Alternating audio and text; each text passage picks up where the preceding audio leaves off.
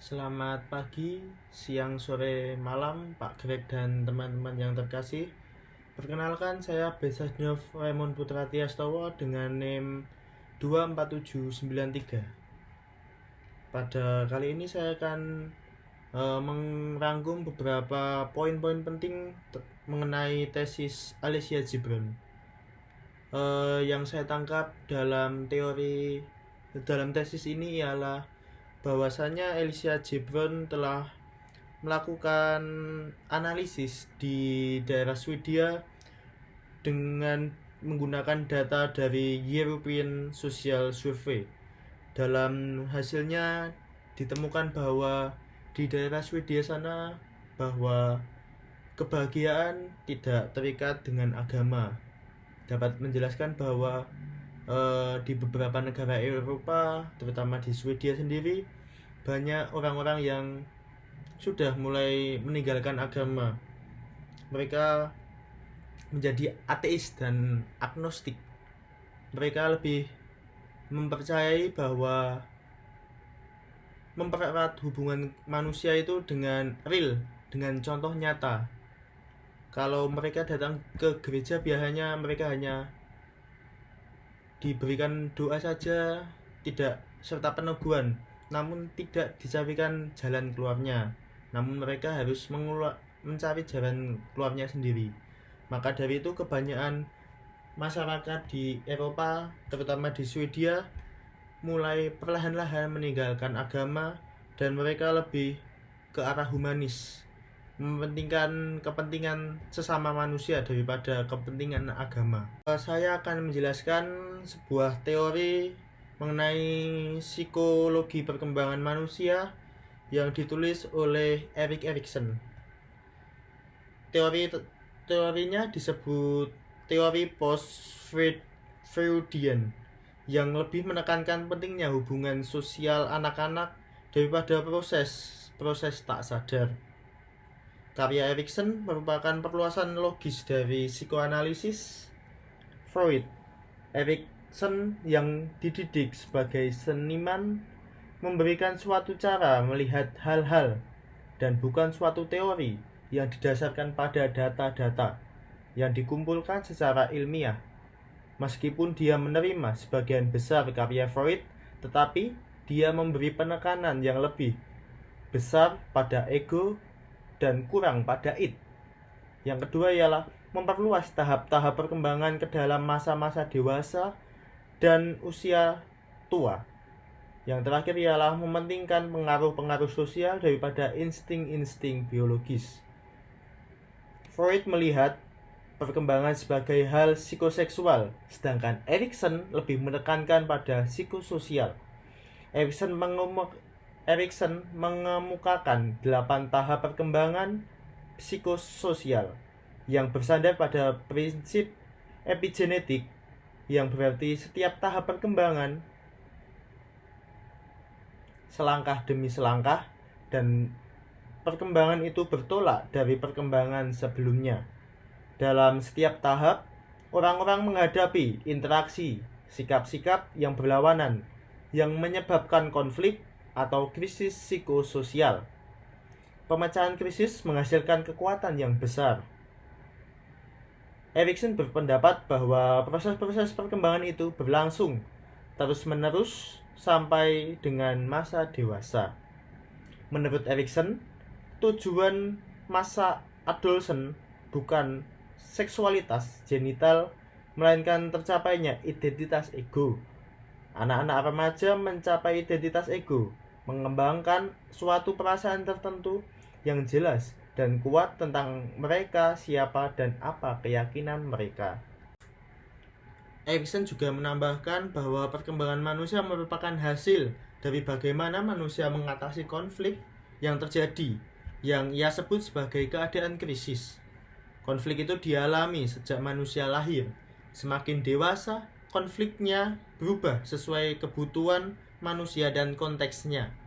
Oleh karena itu, untuk mengatasi konflik perlu dilakukan perubahan perspektif dalam memaknai konflik yang muncul dan memfokuskan pada energi insting yang menjadi dominan pada tahap perkembangan tertentu. Berikut ini adalah teori perkembangan psikososial dari Erikson. Tahap pertama ialah masa bayi, usia 0-18 bulan. Kepercayaan dasar versus kecurigaan dasar. Tahap psikososial pertama ialah masa bayi, suatu periode yang kira-kira meliputi tahun pertama kehidupan dan sama dengan tahap perkembangan oral dalam pandangan Freud. Tetapi Erikson memperluas tahap oral seperti yang dikemukakan Freud yang hampir secara eksklusif berkenaan dengan mulut. Bagi Erikson, masa bayi adalah suatu masa inkorporasi di mana bayi tidak hanya memasukkan melalui mulut tetapi juga bermacam-macam organ panca inderanya melalui mata bayi, misalnya memasukkan informasi-informasi atau stimulus-stimulus penglihatan atau visual. Karena bayi memasukkan makanan dan informasi-informasi panca indera melalui mulut, maka dia belajar untuk percaya atau curiga terhadap dunia luar, suatu situasi yang memberikan kepadanya pengharapan yang realistis. Kemudian masa bayi ditandai oleh yang pertama ialah cara psikososial sensori oral. Yang kedua ialah krisis psikososial kepercayaan dasar versus kecurigaan dasar. Dan yang ketiga ialah kekuatan dasar pengharapan. Di tahap kedua ialah tahap masa kanak-kanak dari usia 1 sampai dengan 3 tahun. Otonomi versus perasaan malu-malu dan keraguan-raguan. Tahap psikososial kedua ialah masa kanak-kanak awal. Dalam tahap ini sang bayi dapat mengontrol ototnya dengan lebih tepat. Hal yang sangat penting bagi orang tua adalah dengan meningkatnya kontrol otot, maka kapasitas bayi dalam mengontrol dirinya juga meningkat. Anak-anak mulai melakukan eksperimen dengan dua cara tindakan otot, menahan dan melepaskan. Dalam istilah psikoanalisis, penggunaan dan eksperimentasi otot sama dengan tahap anal.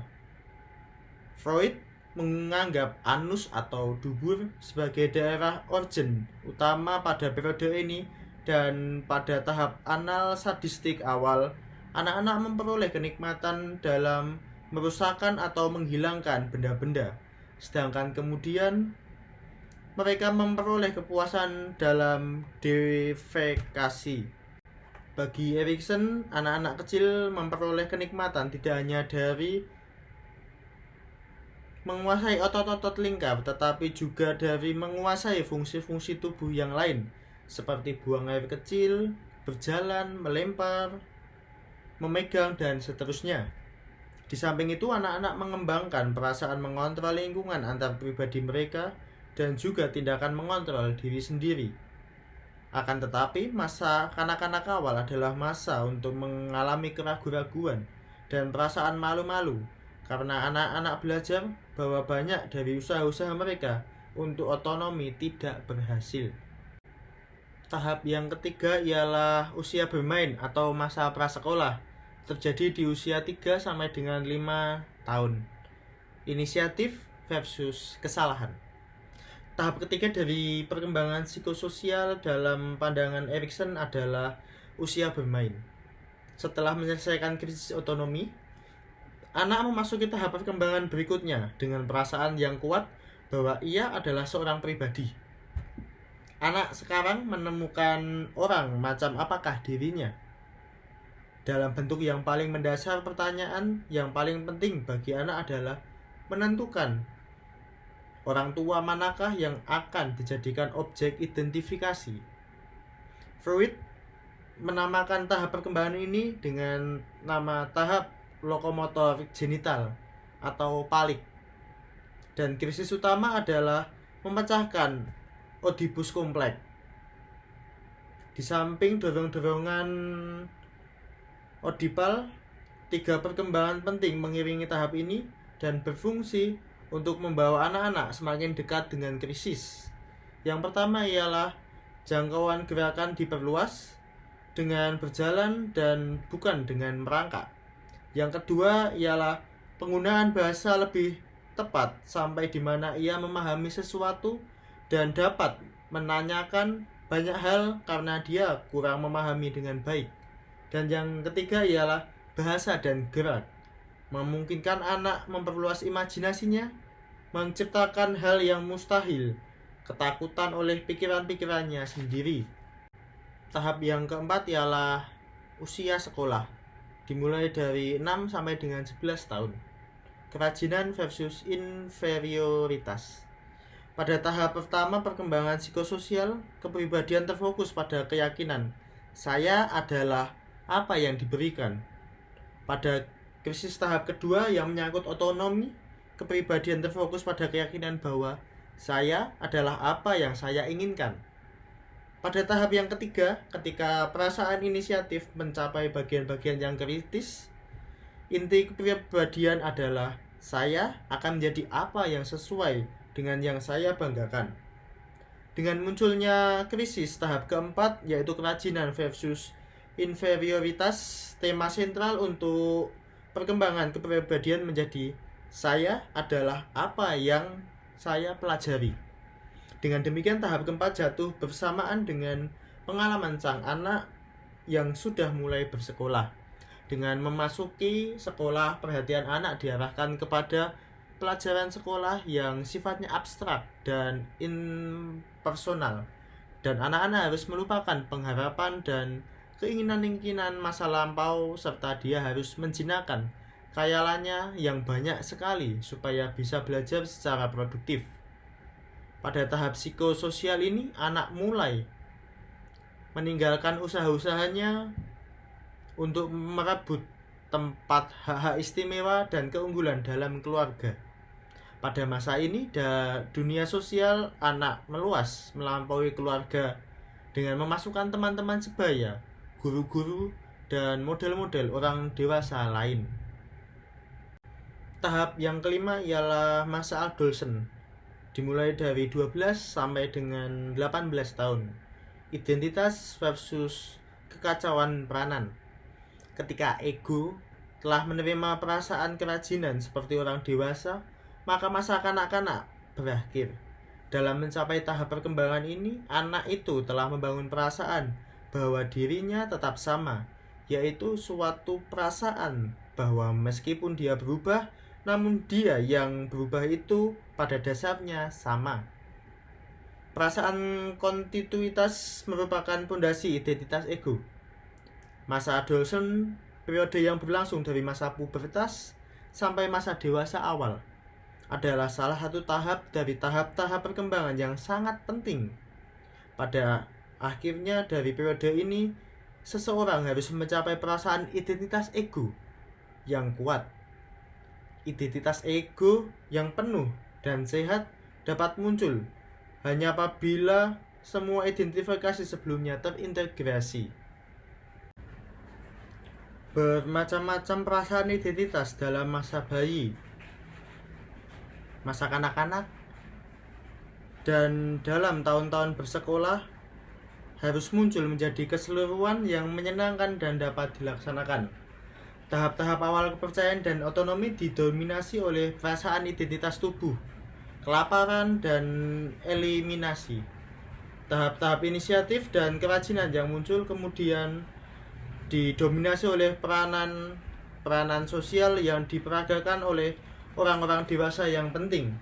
Pada masa adolesen, identifikasi tubuh dan sosial harus bergabung untuk menjembatani pembagian antara masa kanak-kanak dan masa dewasa. Dengan demikian, hal yang paling penting pada masa adolesen adalah sang remaja menyadari identitasnya, di mana dia adalah seorang yang unik, tetapi siap memasuki suatu peranan yang berarti di tengah masyarakat. Entah peranan itu bersifat menyesuaikan diri atau bersifat memperbaharui diri. Dia mulai menyadari sifat-sifat yang terdapat atau melekat pada dirinya sendiri, seperti bermacam-macam kesukaan dan ketidaksukaannya, tujuan-tujuan yang dikejarnya pada masa yang akan datang, kekuatan dan hasrat untuk mengontrol nasibnya sendiri. Inilah masa dalam kehidupan ketika orang ingin menentukan siapakah dia pada saat sekarang dan ingin menjadi apakah dia pada masa yang akan datang. Inilah masa untuk membuat rencana karir. Tahap yang keenam ialah masa dewasa awal, dimulai dari 19 sampai dengan 40 tahun. Keintiman versus isolasi. Usaha mencari identitas yang dialami anak remaja sangat diperlukan bagi masa dewasa awal. Pada masa adolesen, orang harus mempunyai perasaan yang kuat tentang siapa dirinya, supaya dapat menyatukan identitasnya dengan identitas orang lain. Suatu kondisi yang dibutuhkan untuk masa dewasa awal. Periode masa dewasa awal tidak ditentukan oleh waktu, tetapi oleh keintiman yang diperoleh pada permulaan tahap itu dan oleh perkembangan generalitivitas pada akhir tahap. Untuk beberapa orang, tahap ini berlangsung dalam waktu yang singkat, barangkali hanya dalam beberapa tahun. Untuk orang-orang lain, masa dewasa awal mungkin berlangsung untuk beberapa puluh tahun. Orang-orang dewasa awal mengembangkan genitalitas yang matang, mengalami konflik antara keintiman dan isolasi, serta memperoleh kekuatan dasar cinta. Tahap yang ke-8 ialah masa dewasa matang, dimulai dari 40 sampai dengan 65 tahun. Generativitas versus stagnasi. Tahap ke-7 ialah perkembangan masa dewasa, di mana pada waktu itu orang mulai mengambil tempatnya dalam masyarakat dan memikul apa saja yang dihasilkan masyarakat. Masa dewasa bercirikan cara psikoseksual, prokreativitas, krisis psikososial, generativitas versus stagnasi, dan kekuatan dasar yaitu pemeliharaan atau care. Teori psikoseksual dari Erikson mengungkapkan bahwa dorongan insting-insting berfungsi untuk mengekang spesies. Dorongan ini adalah padanan dari insting binatang orang dewasa untuk prokreasi dan merupakan perluasan genitalitas yang menandai masa dewasa awal. Anak adalah produk dari persatuan intim identitas badaniah dan pribadi orang tua. Maka ibu dan ayah mempunyai investasi libidinal dalam anak mereka. Akan tetapi, prokreativitas mengacu pada lebih banyak daripada hubungan genital dengan seorang mitra yang intim. Prokreativitas ialah memikul tanggung jawab terhadap pemeliharaan anak yang dihasilkan oleh hubungan seksual. Secara ideal, prokreasi harus muncul sesudah keintiman dan cinta yang matang yang terbentuk pada tahap sebelumnya. Jelas, orang mampu menghasilkan anak sebelum dia secara psikologis siap untuk memelihara kesejahteraan anak ini. Tahap yang terakhir atau yang ke-8 ialah usia tua, dimulai dari 65 tahun hingga meninggal.